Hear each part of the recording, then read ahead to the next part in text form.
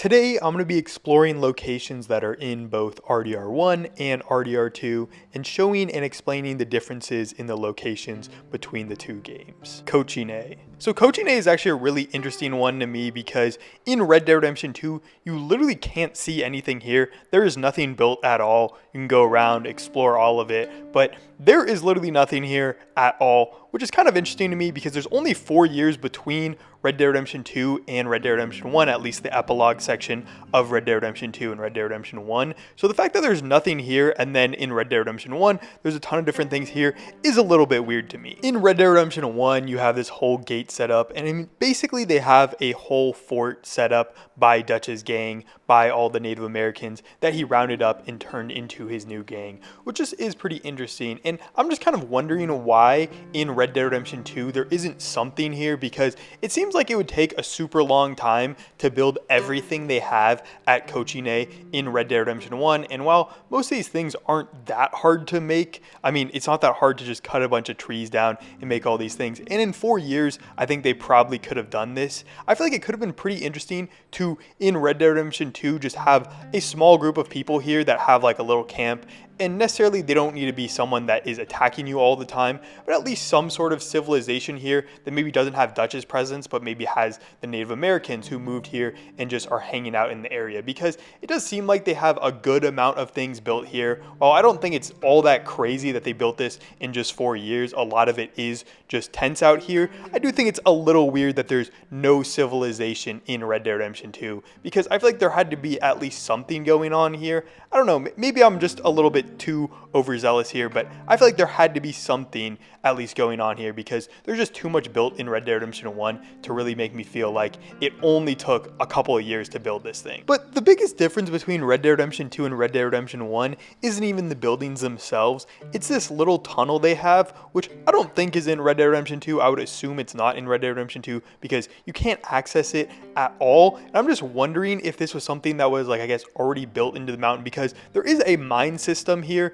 in the area around here, but I just don't know if this is a part of the mines. I guess it probably is supposed to be a part of the mines, but the mines aren't there in Red Dead Redemption 2 either. So I feel like there's just a lot of things that are kind of weird for Coochin A. I guess I understand it where they didn't want to make all this stuff and it just was something that they would have to add in. But I feel like the fact that it is Dutch's residence in Red Dead Redemption 1, and you do have his little home here, I feel like it's a little bit weird to not have anything in Coochin A, especially when it is such a big part of Red Dead Redemption 1, as it's basically Dutch, who's the main antagonist of Red Dead Redemption 1's main palace and residence. So I don't know, I think it's a little weird to me, but I think Dutch's like apartment here is pretty cool. I feel like the whole like set design of Coochin A in Red Dead Redemption 1 is pretty cool as well. I mean, just everything here is very interesting to see, because Dutch really does have it out well, because everyone else in Coochin A, they all have to live in the little tents, and he gets a little cave apartment, which is cool. And I just think he lives in so much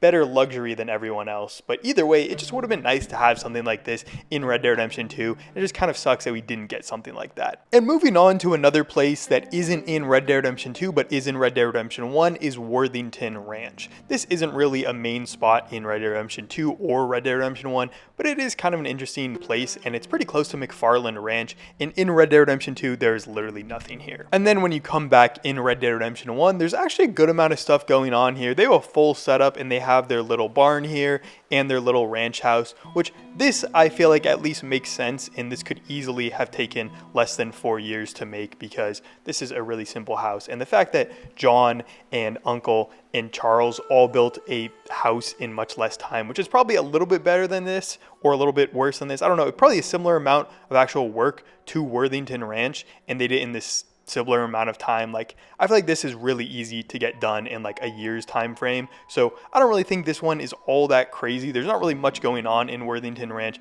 but at least it does make sense that it was only made in a couple years, because John did the exact same thing for Beecher's Hope. Next up, we have Critley's Ranch, and this one's right by Mercer Station in New Austin, which this one's a little bit weirder to me just because there is nothing here in Red Dead Redemption 2, and then Red Dead Redemption 1 there's a whole ranch here, which is weird for a couple of reasons. I think the main reason why this is so weird to me is the fact that Mercer Station is here, and Mercer Station is abandoned in both Red Dead Redemption 1 and Red Dead Redemption 2, so it seems a little weird that they would build the ranch here after Mercer Station is abandoned, because this seems like a ranch that was built, you know, around the time Mercer Station was abandoned. And when you look at the barn, it seems like the barn has been here for a while, so I don't understand how they could have just made this just a couple of years ago. It gets built, brought into existence, and the barn gets this much wear down, and then also Mercer Station somehow doesn't get abandoned during this time. Like, why would you build it in a place that has an abandoned railway station right next to it? That just seems a little weird to me, and it just overall doesn't really seem like the place where you'd want to build something after Red Dead Redemption 2. Like, it seems like in the epilogue you probably wouldn't want to be building right here next to the abandoned railway station. It seems like there's a lot better places that you could have built this, but I guess this is probably just an oversight on Rockstar's part, where they didn't think about the fact that Mercer Station is abandoned in Red Dead Redemption 2 as well. They didn't really think about the lore implications that Mercer Station probably would have been abandoned after this place was built, because this place would only be built because it was close to Mercer Station. And there's really no reason why someone would buy this after Mercer Station got abandoned. Like, there's no way someone would just buy a plot next to the abandoned railway station and then build a ranch after that. It makes a lot more sense that they would build the ranch before the railway station got abandoned, but that's just my opinion on it. And next up, we have an even bigger location that is not in Red Dead Redemption 2, and that is the Pacific Union Railroad Station. And this one is really big and somehow not in Red Dead Redemption 2. I mean, I guess this one does make a little bit more sense because the railway hasn't gotten to this part of West Elizabeth by this point, but it seems weird that the railroad station is so big in Red Dead Redemption 1 and is just not there at all in Red Dead Redemption 2. Because you go to Red Dead Redemption 1 and you see a huge factory, a lot of industry, and a whole railway station here. It seems like they did a lot of work in just 4 years. And it seems weird that they wouldn't have at least something here, maybe some people working in a camp or something. Like, I understand that Rockstar didn't want to make the full station here, and it does make lore sense that they built a lot of this in 4 years, but it just seems a little weird that they don't have any presence at all in Red Dead Redemption 2, and then they have a huge railway station by the time they get to Red Dead Redemption 1. It just seems a little weird that they would have 3 major buildings, and one of them seemingly an industry that could compete with Saint Denis, because they do have a huge smokestack coming out of this. And while these buildings do seem to be built out of wood, it's not like they weren't hard to build. And yeah, well, I do think they could have been built in 4 years. Like, I don't think this would be all that crazy when you do have a lot of people working on it. And seemingly with the railroad stations, they do have a lot of indentured people working on them, or Chinese laborers from overseas who are getting paid terrible wages and being forced to kind of work on these things. It doesn't really make sense that there's zero presence in Red Dead Redemption 2. When you have something of this size, I feel like at least you'd have maybe a little camp set out here that's maybe clearing out the area, because in Red Dead Redemption 2, there is a bunch of trees and rocks and stuff. Like, I feel like you'd have a little camp here setting up, just like some of the other ones later down the list. Like, they do have some presence. It might not be the presence they have in Red Dead Redemption 1, because of course the railroad station isn't going to be as big because they haven't brought it out to West Elizabeth. I feel like they should have at least some sort of presence where maybe you have some people coming to the area and just checking out the area and kind of seeing if it really is a good place to set up the railroad station.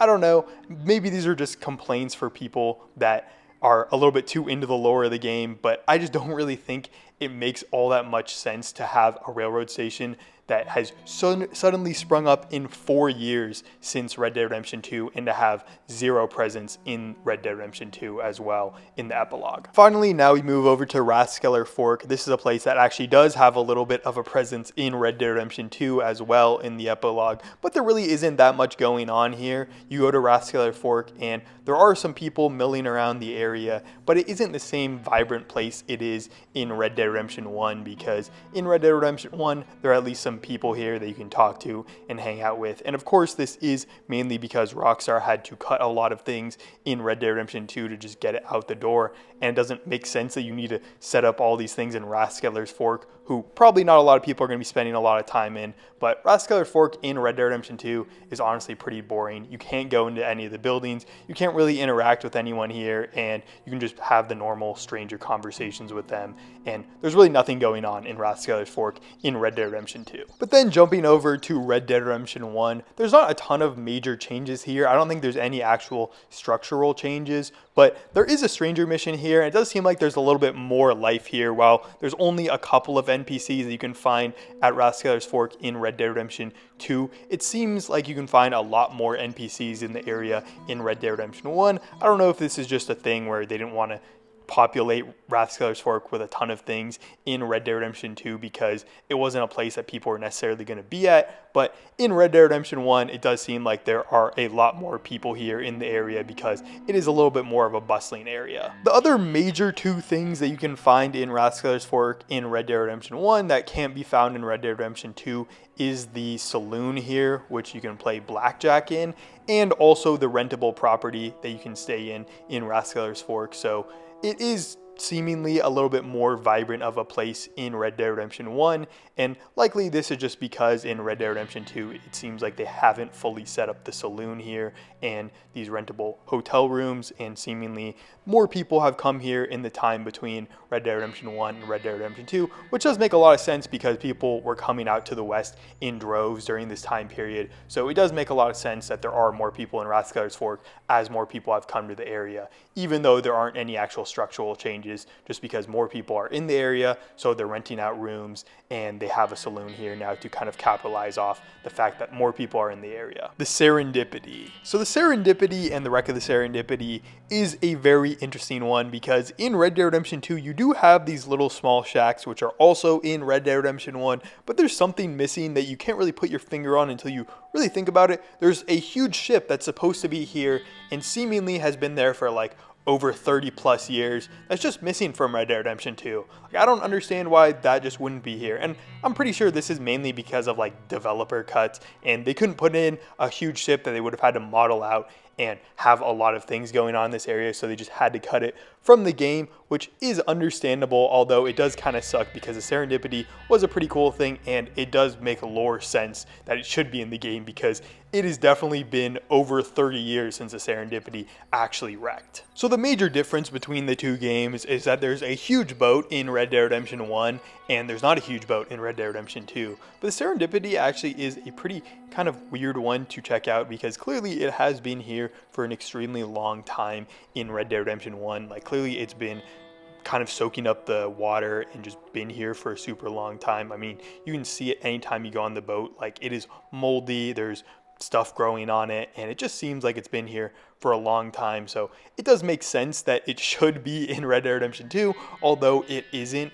But it is just kind of a cool thing to check out, and I just kind of wish that Rockstar actually was able to put this in Red Dead Redemption 2. I mean, I do completely understand why they couldn't, but it does just kind of suck that something that should have been in the game of Red Dead Redemption 2 wasn't able to be put in because it just would have taken too long to model it, or they just didn't have enough time to fully get everything out, like a lot of the other things in New Austin. So this one does kind of suck because clearly it should have actually been in the game, and it just was cut for no reason, just because they didn't have enough time to do it, and it wasn't like an actual lore thing why it wouldn't be here, because clearly there should be a big boat here because it's been at least longer than 4 years between when the Serendipity actually wrecked on the shore here and Red Dead Redemption 2. So I just think it's a little weird that it isn't in Red Dead Redemption 2, but at least it is a cool thing that you can explore in Red Dead Redemption 1. I just wish it would have been in Red Dead Redemption 2 as well. So now we go over to Bearclaw Camp, which is mainly known because it's in that one mission where the bear attacks John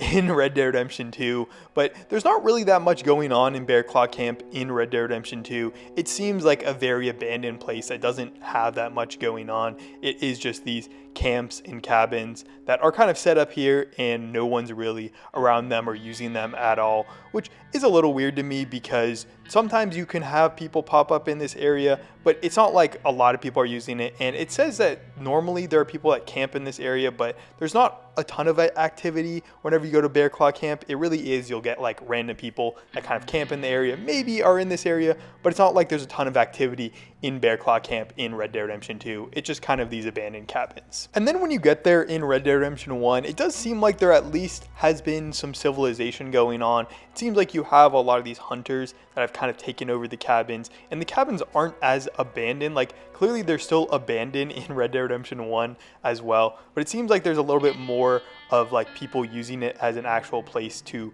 set up here. I think this is like a loggers camp now in Red Dead Redemption 1, but it seems like people have taken over and are starting to use it as an actual place that they're, I don't know, doing things here.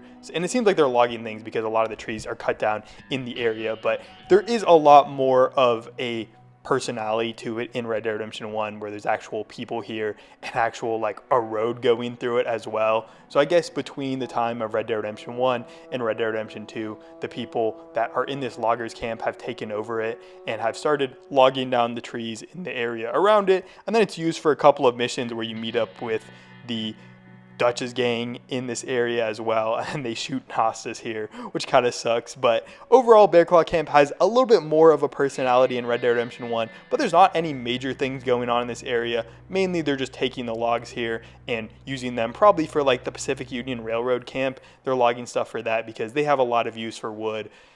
But there's not any major changes here in the area, so I wouldn't say there's any like drastic changes between Red Dead Redemption 2 and Red Dead Redemption 1. Now moving over to Manzanita Post. Manzanita Post in Red Dead Redemption 2 is a pretty solid settlement. There are a couple of houses here, and it does seem like it's doing relatively well. Of course, the Skinner brothers are in the area, so it's not some place that's extremely thriving, but it does seem like at least, you know, there are a couple of families here that are living here, and it does seem like people are in the area. But in Red Dead Redemption 1, it does get a lot better. By the time of Red Dead Redemption 1, there are a lot more of these little tents set up outside of Manzanita Post. So Manzanita Post has definitely grown a little bit. It does seem weird that they have tents here and seemingly have not grown at all as a settlement with like permanent housing, because they have like 6 different beds in each of these tents, and there's 2 more tents, so that's at least 10 new people in Manzanita Post, and they don't have any place to like build a little settlement for them. It seems a little weird that they couldn't do anything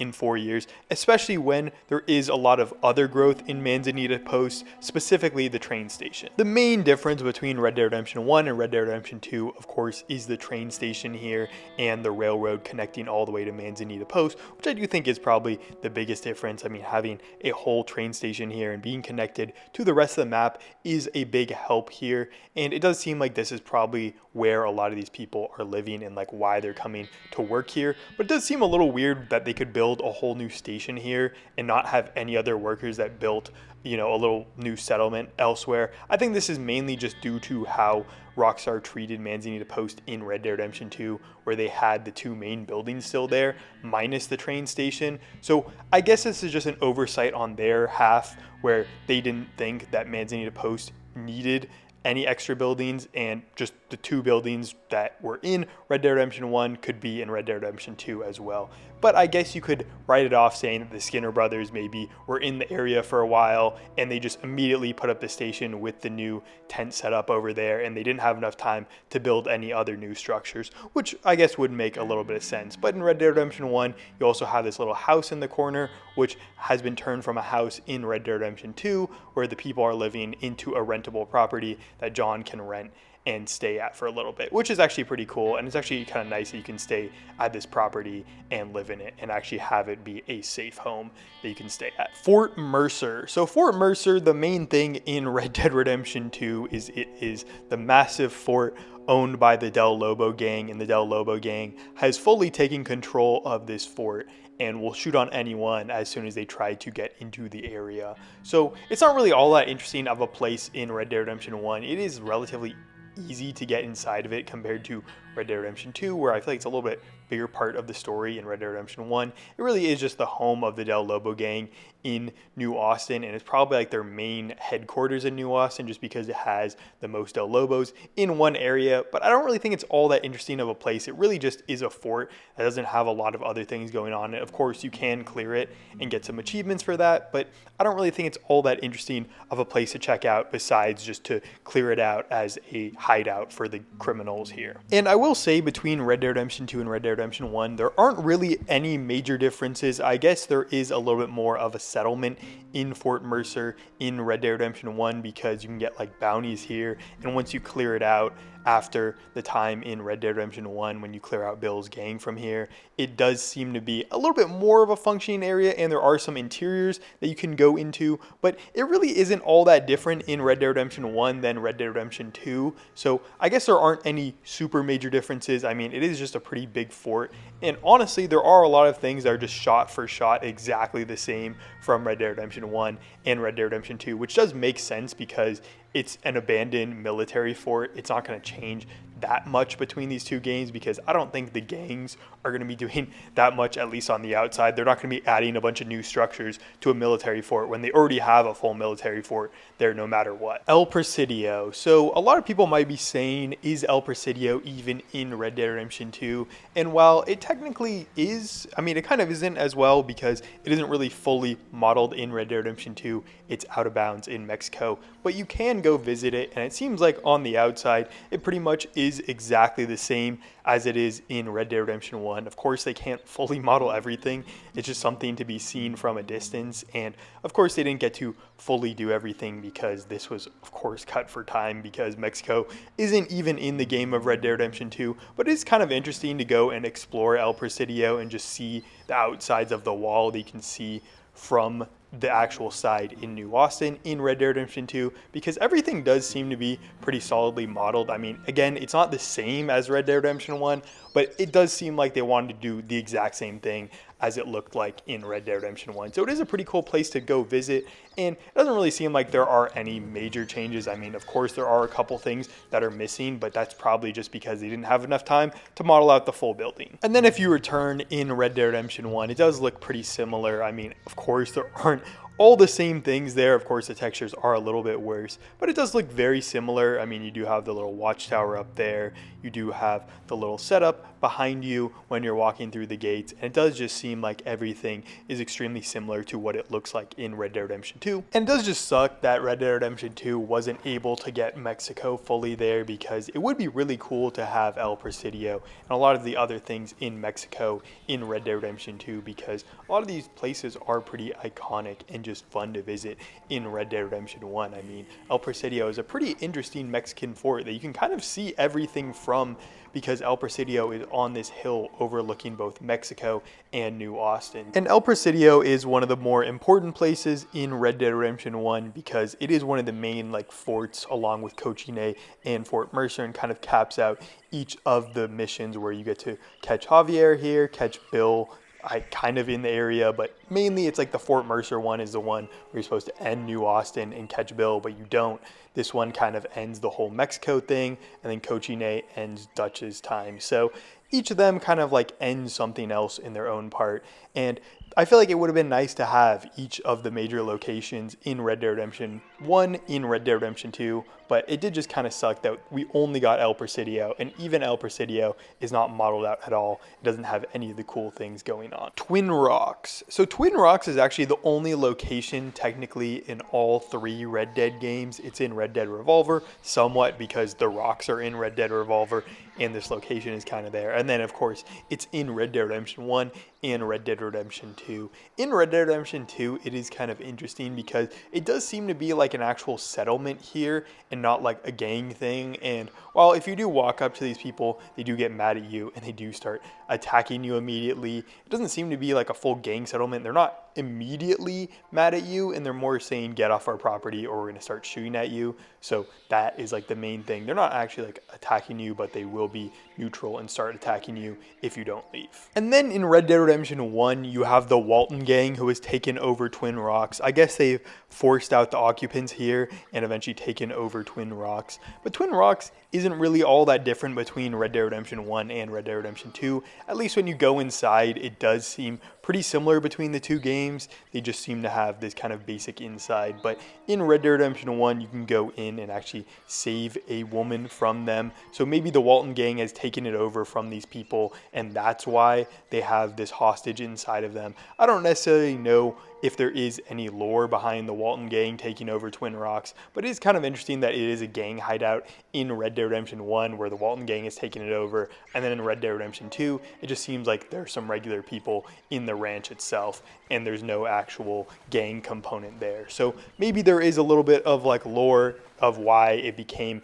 a gang hideout in Red Dead Redemption 1 and it's not a gang hideout in Red Dead Redemption 2. Of course, the Walton gang isn't in Red Dead Redemption 2, so that could be part of it as well, where they didn't want to have the Del Lobos taking it over when the Del Lobos aren't the Walton gang, and the Walton gang is the one who actually hold it in Red Dead Redemption 1. But I don't know, I guess some of the other places technically are owned by the Del Lobo gang, but are also owned by someone else in Red Dead Redemption 1. So I don't know how much that changes it, but there really isn't that much of a difference besides the people who actually own it in between the two different games. And it seems like that's the main thing that has changed between this location in 1907 Red Dead Redemption 2 to 1911 in Red Dead Redemption 1. Beecher's Hope. So Beecher's Hope actually does have some really interesting changes, and there isn't any actual major changes on the outside of Beecher's Hope, which kind of sucks. I mean, it would be nice to have at least something that changed between games, but I do understand that they couldn't change everything. But when you do go to the inside, there are a lot of things that just kind of randomly changed.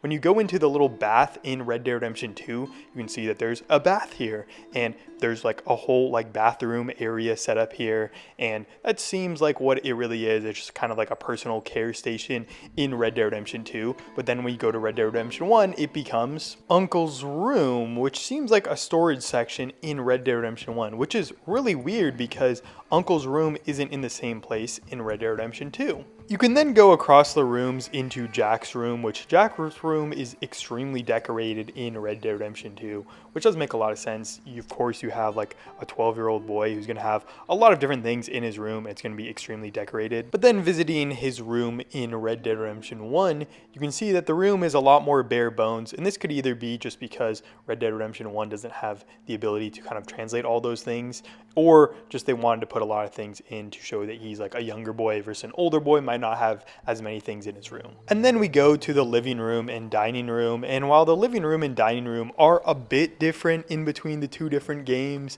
they are at least probably the most similar between all the different rooms because they do at least have all the same things in the room, while they do have like a little bit different terms of like the furniture there. I mean, the furniture at least seems very similar between the two of them, and that does at least make a little bit more sense than like Uncle's room being moved into the bathroom in between games. So I don't know if that necessarily is like a big change, but there are at least a couple differences between the living room and dining room in between the two games, but it mainly is just furniture, which does make sense as those things can change pretty easily. And then moving into the kitchen, this one really kind of just baffled me because the main thing you can see in the kitchen is this kind of checkered floor on the bottom. There's also a lot of different things in the kitchen which aren't there in Red Dead Redemption 1, but the main thing that's weird here is the checkered floor is just simply not there in Red Dead Redemption 1, and I don't really understand the difference between the two games and why you wouldn't have the major checkered floor be at least the same in between two games.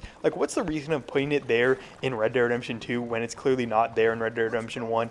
I guess it does make sense when that might make a little bit more sense for a kitchen rather than wood in the kitchen, but it just is a little weird to have such a major change in between the two games like that. And then going up to the attic, which you can get to from the kitchen, the only thing that's different between the two games literally is Uncle's bed, and I don't understand why they changed this in between the two games. Maybe they just want it to be a little bit easier to do the bath stuff, which I guess does make sense, and you don't want to have a bath in the attic, but it is just a little bit weird that the attic is exactly the same, and then just Uncle's spot of like where he has a bed changes in between the two games. It's a little weird to me, but I guess it makes some sense in between the two of them, where they want to show off the bath mechanics and have some place to like shave and whatnot, and they made sense to take away Uncle's stuff because he's probably the least important person at Beecher's Hope, and it doesn't really matter where he sleeps. And then going into John and Abigail's room, it pretty much is the exact same thing between the two games. Of course, they did change up the models a little bit. It's not the exact same bed, but again, these things do make a little bit more sense to change rather than Uncle's bed being moved from his room to the attic in Red Dead Redemption 2. Everything else looks pretty similar in the room though. So overall, I feel like Beecher's Hope had a lot of things that change in between the two games, but it mainly are just these weird things inside the house that don't really make a lot of sense and are probably just due to Rockstar wanting to upgrade the game and have things that make a little bit more sense to what they would actually look like, where Uncle can sleep in the attic and instead you can have a bath there, and you can again change the floor of the kitchen because the kitchen probably shouldn't have a wood floor in real life. McFarlane Ranch. McFarlane Ranch actually has a good amount of differences between Red Dead Redemption 1 and Red Dead Redemption 2, and this is mainly due to the fact that McFarlane Ranch definitely had a little bit of investment in between the two of them, where the railroad finally got connected to McFarlane Ranch, or at least there seemed to be like trains actually going to the area, especially from Blackwater. I mean, that's kind of what happens in the very beginning of the game, where Bonnie is on the train that John is on, where he eventually confronts Bill in Red Dead Redemption 1. One of the first initial differences is in this little cabin area in McFarlane Ranch. In Red Dead Redemption 2, there are a bunch of these cabins here, but once you get to Red Dead Redemption 1, it does seem like there's a little bit more investment in them, and they get a little bit bigger, and there are a couple more. I think there's 2 more. I'm not 100% sure, but there definitely are more cabins in Red Dead Redemption 1 because it seems like they added a couple more just to accommodate more of the workers, because there are, of course, more things that are being built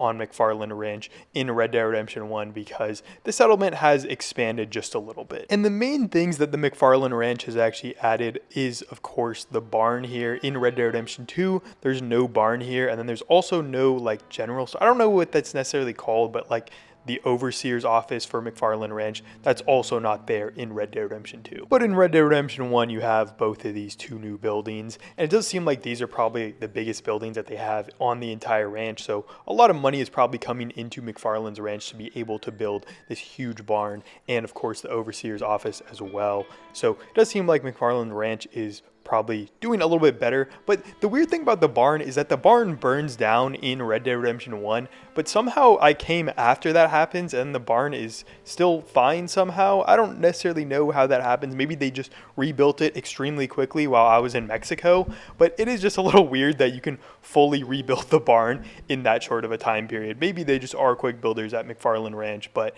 it is just pretty interesting. And they also, of course, have that overseer's office, which is pretty nice. But these are definitely the 2 biggest changes between McFarlane Ranch in Red Dead Redemption 2 and Red Dead Redemption 1. And they're probably the 2 most important buildings besides Bonnie's actual house in McFarlane Ranch. And then the other major change is the train station. In Red Dead Redemption 2, you have this extremely small train station, which makes sense because they don't have a lot of passenger lines into New Austin. I don't know if they technically do, like in game you can't actually go on the train to anywhere in New Austin, but technically you could say they might have passenger service.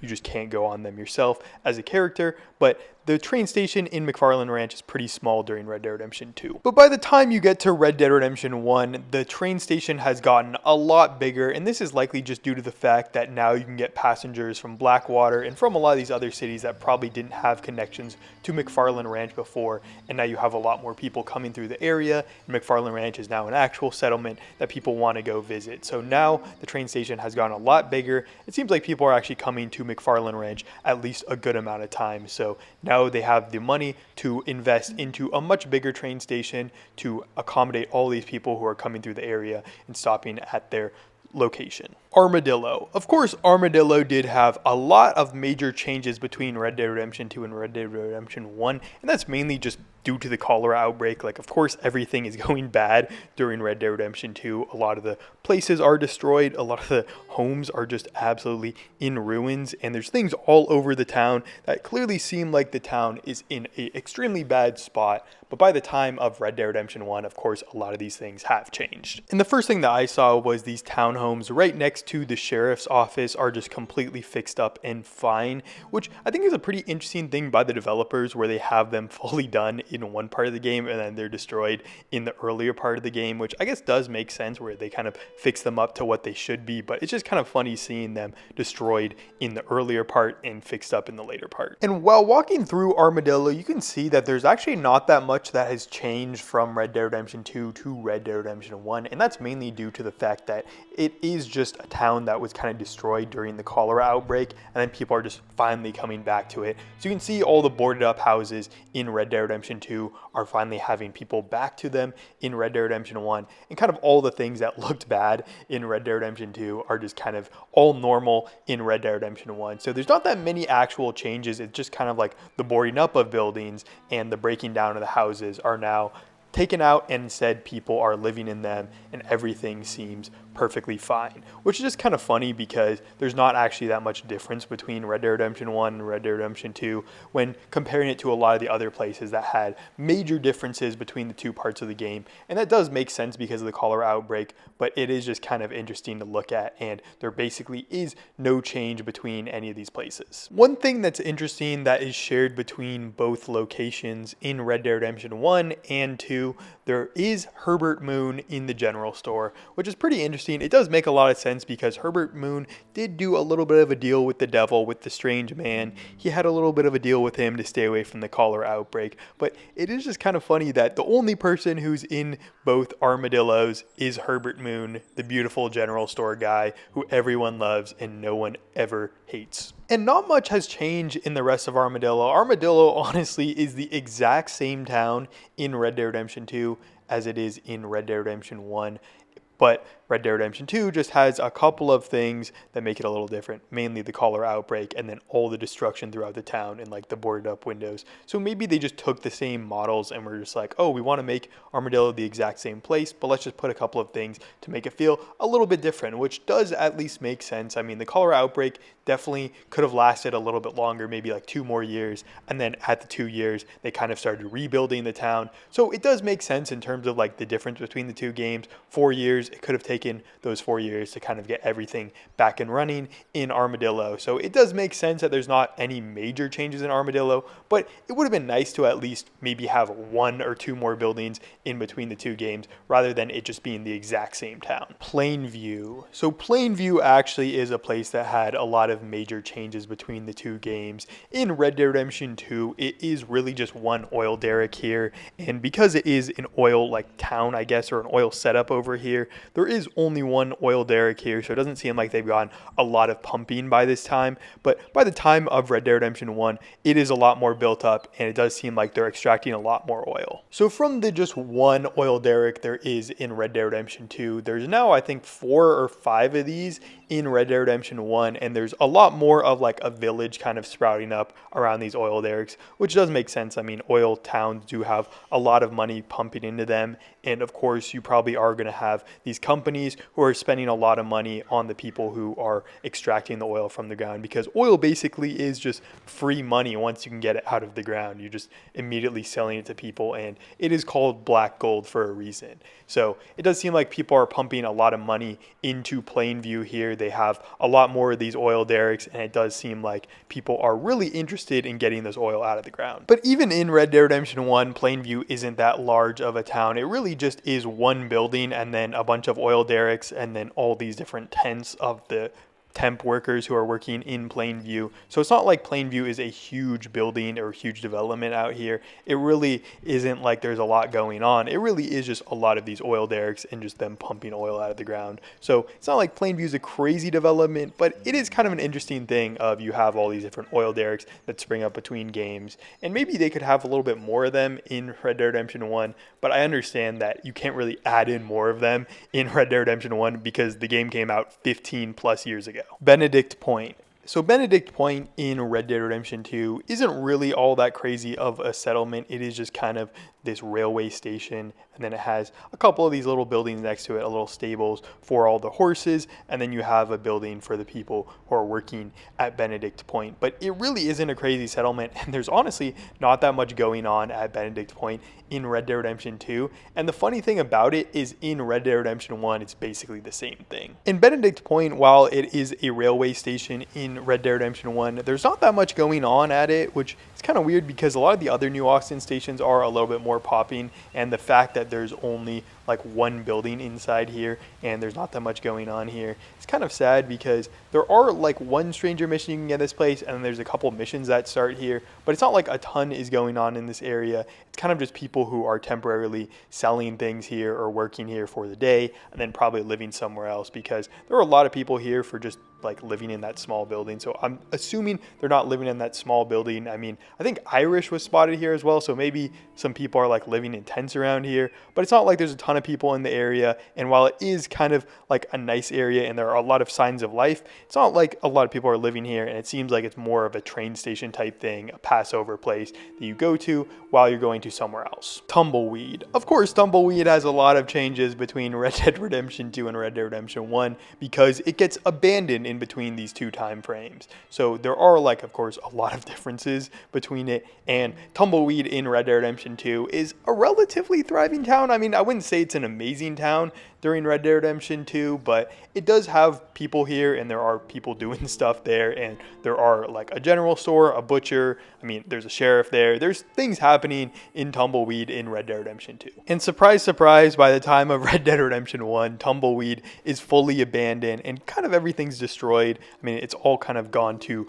really a bad place. And it's also been taken over by a gang. So if you do visit Tumbleweed in Red Dead Redemption 1, you immediately have to start a shootout with these people and save the sheriff from these guys, which is actually a really interesting thing. It is kind of funny though, because Tumbleweed and Armadillo are like the opposite in between the two games, where Tumbleweed is a normal town in Red Dead Redemption 2 and then becomes a ghost town in Red Dead Redemption 1. And it's kind of like destroyed in between that, and Armadillo is the opposite, where Armadillo is destroyed in Red Dead Redemption 2 and then fixed up in Red Dead Redemption 1. So it's actually really interesting to see like all these different buildings and how they were in Red Dead Redemption 2, where they're fully fixed up. Like this was a full jail here, and then you have a sheriff's office here. It's like this was where Sheriff Freeman was, and now it's just fully abandoned and destroyed even just a couple years after the fact. So probably this is a place where a lot of like gangs would gather, because it does seem like a place where you'd want to have like a gang hideout, especially if it's abandoned by people, because you would have a lot of power by kind of hiding over this area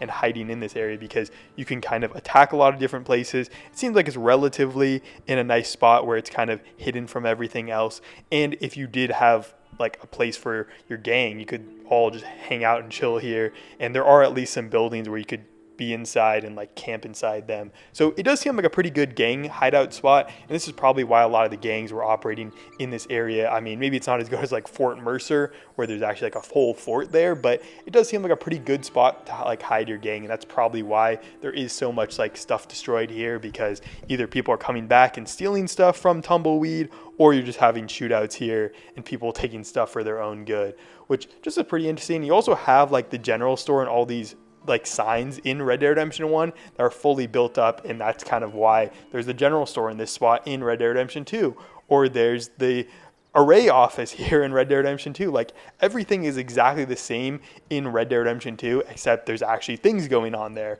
which is such an interesting thing. I don't know, it's kind of just weird to me that you can actually go and visit this like abandoned place in one game, and the other game it is fully filled with life and has all these different things going on there. So it is just such an interesting place to visit, and I think it's probably one of the cooler abandoned places in all of Red Dead Redemption, because you can kind of see how it changed in between the abandoned time and when it was actually popping. Gaptooth Breach. So Gaptooth Breach, I feel like, is probably one of the weirder ones, where there's actually not that much difference between Red Dead Redemption 2 and Red Dead Redemption 1. If you look at Red Dead Redemption 2, there are these two main buildings that are kind of connected to the mines.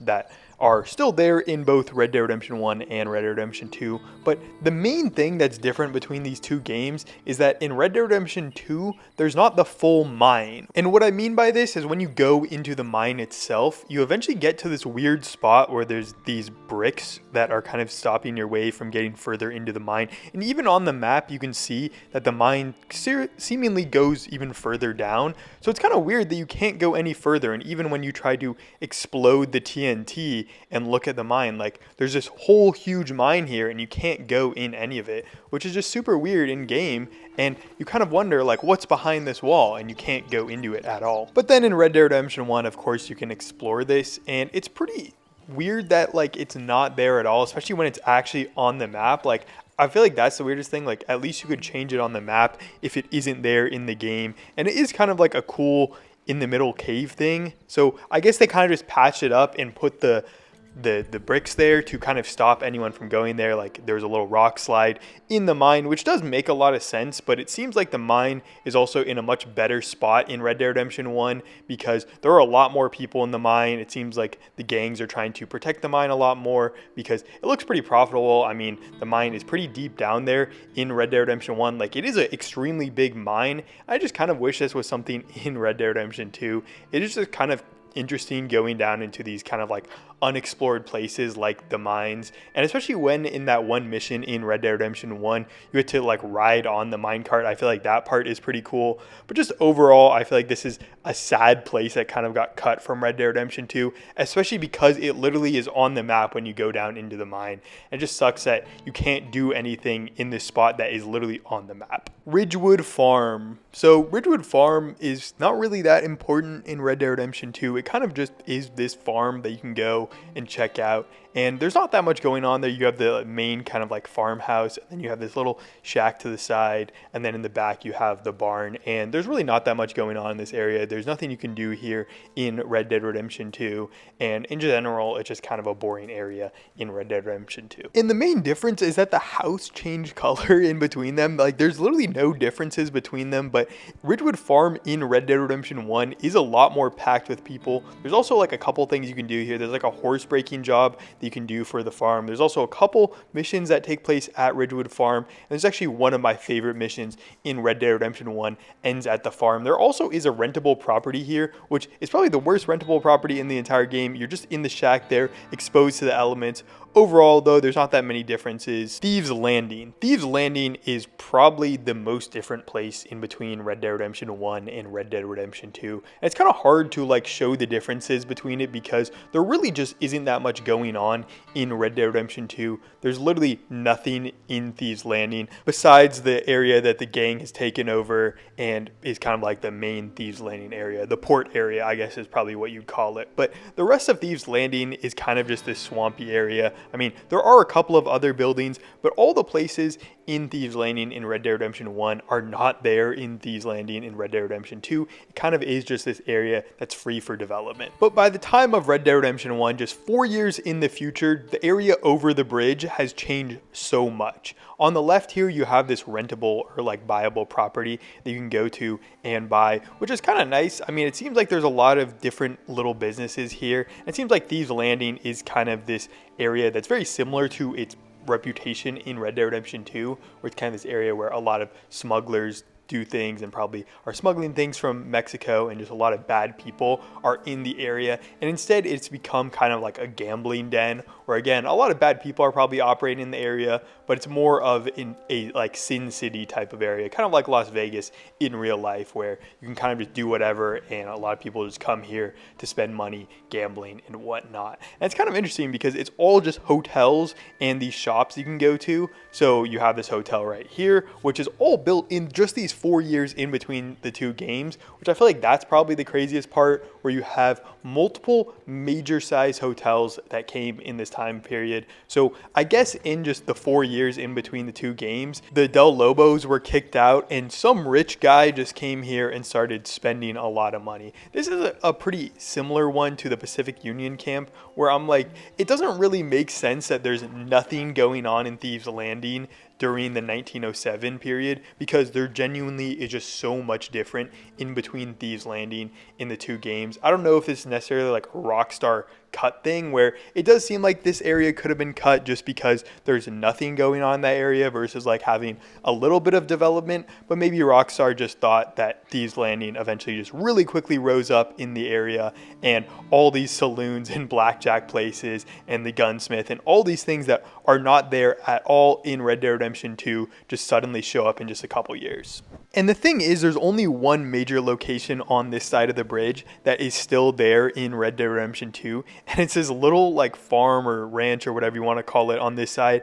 And the thing is, in Red Dead Redemption 1, it's probably the thing that is the weirdest and sticks out the most in Thieves Landing, and it's just kind of taking up space for no reason. And it's the one thing that's there in both games. And another thing about Thieves Landing that I think is pretty interesting is all these buildings seem like they've been there for a lot longer than 4 years. I mean, maybe it's just due to like the filter on the game, and that's just how the game looks. But I feel like these buildings look like they've been there for at least, 10, 15 years. They don't really seem to be in all the best shape, and you can't really go into all these buildings, and it just seems like everything is a little bit grimy, a little bit dusty. They got like moss coming down, plants are growing on things, and just in general, Thieves Landing doesn't seem to be in the best space, which makes sense because Thieves Landing is supposed to be this kind of grimy area, but it just is a little bit weird that they kind of built all these things and they're immediately grimy after just a couple of years of staying there, which is just a little bit weird for the timeline. And I understand that the timeline is probably a little bit wrong because there's so many differences between the two games, but it just is kind of sad that you have these things that kind of just break up the lore a little bit and kind of ruin your immersion between the two games. But in general, Thieves Landing is just a crazy place to visit because so many things have changed between Red Dead Redemption 1 and Red Dead Redemption 2. There's so many new buildings here. It seems like a lot of new people have moved into the area. Just in general, it's grown from just a small little settlement into a full-fledged town. But there also are a couple of places that are both in Red Dead Redemption 2 and Red Dead Redemption 1, and one of them is when you go across the bridge, you have this little hostel to your right here, which actually in both games is just fully abandoned, which I don't really understand why there's nothing in either of the games in the hostel. It just seems kind of weird that you'd put the hostel in Red Dead Redemption 2 and it's just not used at all in Red Dead Redemption 1. And it's honestly even more boarded up than it is in Red Dead Redemption 2. And in Red Dead Redemption 2, the main area is this kind of port area where you have the shipyard, you have the boats coming in, and you have like the whole storage area. And this is where the Del Lobo gang is mainly concentrated. And it's kind of the full extent of Thieves Landing. It's kind of basic and boring, and not that much is going on here. So it seems like the Del Lobo gang has kind of been treating Thieves Landing pretty poorly. But this is the main thing that also kind of changes in the regular Thieves Landing, because it seems like this is where Thieves Landing gets a lot of their port stuff going on here. Like, it gets a lot bigger in Red Dead Redemption 1, and it's just honestly like a lot more developed. You have a much bigger industry here, and you actually have some of these smokestacks spitting out stuff. So maybe it is a little bit more than just like a regular port. I know you can go inside of it in a couple of the missions in Red Dead Redemption 1, and there is one mission that is specifically in this area. I don't really think it's like a full industry there. It's more of like a warehouse when you go inside of it. But either way, a lot has been developed in this area, and it just gotten a lot bigger in even just the 4 years in between the two games. So I feel like that's just a cool thing in general. It seems like it's been a lot more developed, and Thieves Landing in general has just changed so much between the two games. It definitely is the place that's been developed the most in between Red Dead Redemption 2 and Red Dead Redemption 1. Is that just because Rockstar was too lazy to add in some of this stuff into Red Dead Redemption 2? Probably, but it also is just a cool place to go visit because you can see how much has changed between the two games. Blackwater. Blackwater has also changed a ton between the two games. Right here, immediately as soon as you get into Blackwater, you can always see this camp. This camp I feel like is a pretty important thing. It seems like a lot of people are camping outside here because they can't get actual housing inside of Blackwater. And this camp has fully been dispersed by the time of Red Dead Redemption 1, where I didn't even realize it was a thing when I went in Blackwater in Red Dead Redemption 1. There literally is just an outhouse there and nothing going on in the area. So it seems like they have gotten enough houses for everyone by the time of Red Dead Redemption 1. And even going further into Blackwater, a lot of things have changed. This rusty little building in Red Dead Redemption 2 is a lot different in Red Dead Redemption 1, where it's been fully turned into a blacksmith's place and seemingly is a lot more important to the town. And then you have these houses up here on the right in this picnic area right there. They're also there in Red Dead Redemption 2, but in Red Dead Redemption 2, they're fully used as houses. And then when you go to Red Dead Redemption 1, you can see they're boarded up and not a lot of people are in them. Maybe this is just due to the fact that there's more housing in Blackwater, or maybe these houses just aren't good enough for people. But either way, they're boarded up and not used in Red Dead Redemption 1. So just in 4 years, people have stopped living in those houses. And then going into Red Dead Redemption 2, you can go down the main street here, and there actually hasn't been that much that has changed on this main street from Red Dead Redemption 2 to Red Dead Redemption 1. It just does seem like this area in Red Dead Redemption 2 is a little bit more grimy and dusty, and you also have like the butcher shop outside. You also have the pier out here that's unfinished, which when you go to Red Dead Redemption 1, it's fully finished here, but just everything here seems a little bit more grimy, like not a lot of people are using it. And then you go to Red Dead Redemption 1, where it just feels like people actually want to shop at these stores and just things are going on here where you don't have a full butcher shop in the street just butchering stuff. The butcher's actually inside and he's just serving you cuts of meat from there. And you also have like the full port finish, which is also pretty nice in general. I mean, that's just a super nice thing to have for a place like Blackwater where you can kind of bring in a lot of goods from outside and not have to just rely on things that you're making in your own town, which is just super nice. And then the other main thing that's changed is the police department and the mortuary, which are here in Blackwater in Red Dead Redemption 2, and then they're just completely gone. Like, I don't understand how it changed this much. Like, I do understand the police department left and went into a different building, this building right in front of us that they're building in Red Dead Redemption 2, but it just seems like they just fully destroyed the mortuary there, and I don't understand why that would necessarily happen. It just seems a little weird that you'd fully destroy that area. The main thing that's changed between the two games is this kind of plaza area where they're working on the police department, and then you have like City Hall as well and the bank.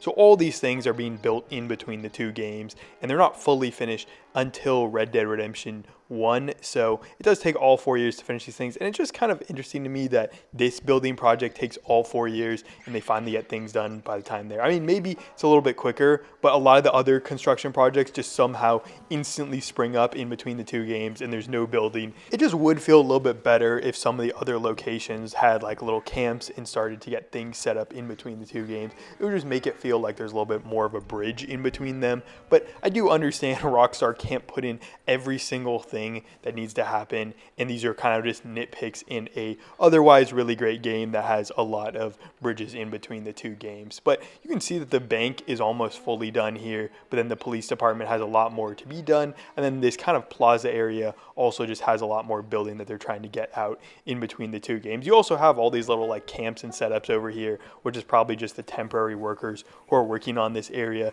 during this time frame as well, which it is just kind of interesting how you have so much detail to some of these things where you have like all these temporary workers and you have them literally building like a sewage system or like a water system. I don't necessarily know what those pipes are for, but probably is like sewage or water, and then you just don't have any building in any of the other parts of the map, which does make sense because Blackwater is probably the most important town in this area, but still it would be nice to have a little bit more immersion in some of the other places. And then by the time I've Red Dead Redemption 1, you get everything fully finished, which just is super nice. It's kind of cool to just look at everything when it's fully built and just see what all this hard work in Red Dead Redemption 2 went into, all these people working on this plaza. Eventually got turned into this beautiful police station, and then this kind of cool gazebo here in the city hall, which again is already finished in Red Dead Redemption 2, but it is a lot bigger. I think it got extended a little bit in Red Dead Redemption 1, and then you have the bank as well. But honestly, it's just a really nice area to spend time in Red Dead Redemption 1, and honestly it's just one of the more beautiful parts of Blackwater. And then going down the next street in Blackwater, this is a place that has a lot of change between the two games because a lot of things are being built in this area. You do have the bank here, so like that of course is going to change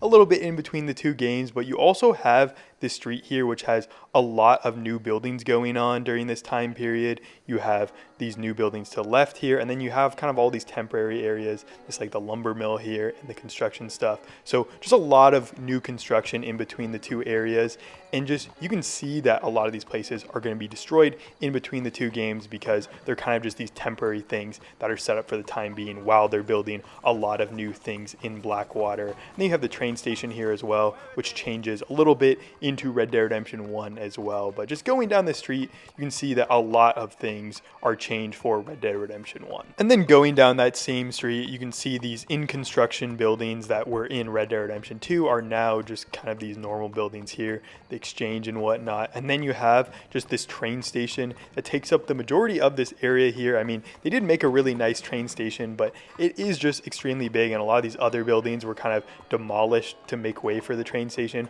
which does make sense. I mean, they had to connect the train somehow through this area, so a lot of these buildings in the similar area do get demolished in between the two games, but it is just like a huge amount of space for that train station, which, I mean, does make sense. And then you have like the little road here, which eventually does get taken over by the train in Red Dead Redemption 1. But it is a little weird because you do have these like plots of land here that of course are demolished in between the two games because the train station or like the post office has to turn into a train station. But you can see the little plots of land here, and then looking at the plots of land in the game where they have the train station, they just don't really add up in between the two games. I don't understand why Rockstar would have something that just clearly doesn't add up in between the two games. These are huge lots that are just not the ones that are before. I mean, maybe they just had some eminent domain and they just took over land that they necessarily shouldn't have had, but it just seemed a little bit weird that they would just fully change the lots in between the two games. But the post station is really big, and I mean, you do have to have a huge thing for the post office and the train station and the freight depot all in one place, which does just make it this huge area that you can kind of check out. And honestly, it is a pretty nice train station. And then finally going down the other main street here, this is the actual main street, the other one's like the waterfront street here. You can see that it isn't fully developed, but this is clearly like where everything's happening in Red Dead Redemption 2, and this is where you have like the camera store, you have the barber, and you can kind of do a lot of things in this area as well. And there aren't any actual like huge major differences in this area right here. There is like a new house in Red Dead Redemption 1, but the developments do seem relatively the same besides that one or two new houses right by this area. I mean, you have like the insurance building, you have all these other ones. The other main difference, I think, is kind of like the hotel saloon area right here, which is a little bit different in between the two games. I don't necessarily understand why they changed this, where you have this little outside area here. You can see it, that's kind of marked on the map, and it's not actually there in Red Dead Redemption 2, but in Red Dead Redemption 1, you can see there's a full outdoors area. But going down the rest of the street, there's not any major differences. It does just seem like everything in Red Dead Redemption 1 is a little bit more populated. Things are a little bit more popping, but there's not really anything that is like majorly changed during this thing. It's maybe like a little bit in terms of like the models and everything else. Like the look might be a little different, but it mainly is in Blackwater, like the city hall area, the plaza, the port is a little different, and then there are like new houses going up all around Blackwater during this time, just because Blackwater is a pretty poppin' city. But there's not that many major changes in Blackwater, and that concludes all the changes between the places in Red Dead Redemption 1 and Red Dead Redemption 2. If you guys did like this video, there should be some other ones popping up right now, and there will be more videos very soon.